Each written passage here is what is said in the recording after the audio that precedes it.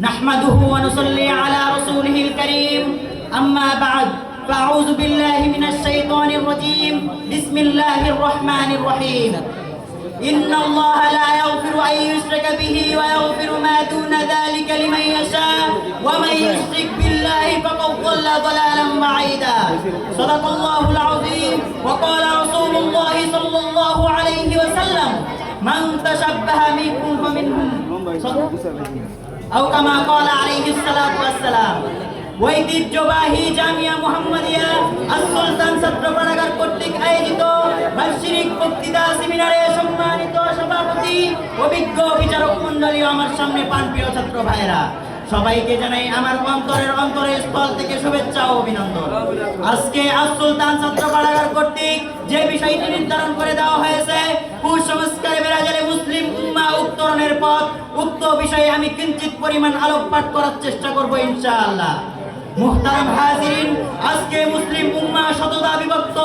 আমরা আজ হাজার হাজার কুসংস্কারে জর্জরিত ঈমান, আকীদা ও ধর্ম বিষয়ে পালনে গুরুত্বপূর্ণ আমলকে অবজ্ঞা করছি, গুরুত্বহীন আমলকে অধিক গুরুত্বের সাথে পালন করছি। অথচ আমাদের উপর দৈনন্দিন 5 ওয়াক্ত নামাজ ফরজ করা হয়েছে, রমজান মাসের রোজা, হজ, যাকাত আদায়ে আজকে আমরা অনীহা। কিন্তু যখন 10ই মুহররম আসে তখন তাজিয়া মিছিল, হাই হাসান হাই হোসেন বলে নিজেদের শরীরকে নিজেরা ক্ষত করছি। 12ই রবিউল আউয়াল আসার সাথে সাথে একদল মুসলমানদের মধ্যে শুরু হয়ে যাচ্ছে ভিন্ন এক উন্মাদনা। ঈদে মিলাদুন নবী নামে মিষ্টি বিতরণের ধুম পড়ে যাচ্ছে এবং এর মধ্যে একদল নিজেদেরকে আশিকে রাসূল দাবি করছে। কিন্তু 12ই রবিউল আউয়াল নবী করিম সাল্লাল্লাহু আলাইহি ওয়াসাল্লাম জন্মগ্রহণ করেছেন, ইহার মধ্যে মতভেদ রয়েছে। কিন্তু 12ই রবিউল আউয়াল নবী করিম সাল্লাল্লাহু আলাইহি ওয়াসাল্লাম মৃত্যুবরণ করেছেন, ইহা সুনিশ্চিত। এখন আমার কথা হলো, যে ব্যক্তি নবী করিম সাল্লাল্লাহু আলাইহি ওয়াসাল্লামের মৃত্যুর দিনে আনন্দ উৎসব করে সে কখনো আশিকে রাসূল হতে পারে না, রাসূলের চিরশত্রু।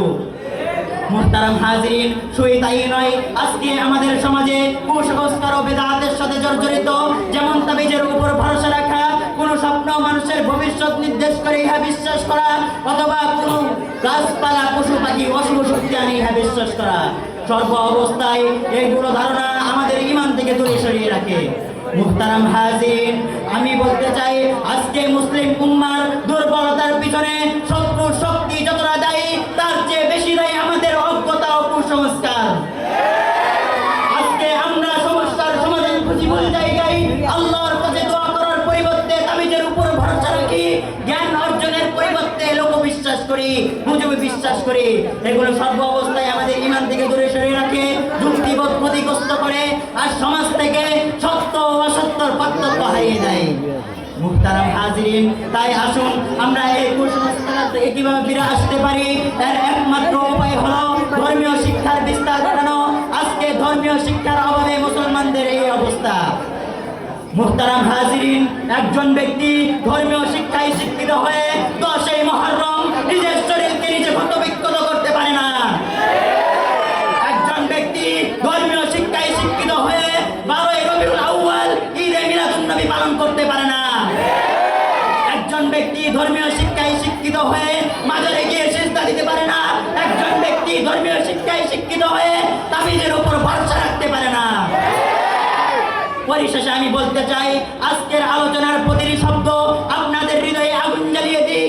অজ্ঞতার আগুন নয়, সচেতনের আগুন, যে আগুন কুসংস্কারকে পুড়িয়ে ছারখার করে দেবে।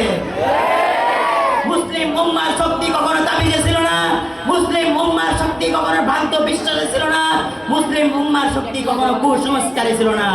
মুসলিম উম্মার শক্তি ছিল ঈমান ও আমলে। মুহতারাম হাজিরিন, তাই আসুন আমরা এই ধর্মীয় শিক্ষার বিস্তার ঘটাই, নিজে বাঁচি, পরিবারকে বাঁচাই। আল্লাহ তাআলা আমাদেরকে ধর্মীয় শিক্ষায় শিক্ষিত হয়ে এই সমাজ থেকে কুসংস্কারের শিকড়কে উপড়ে ফেলার তৌফিক দান করুক।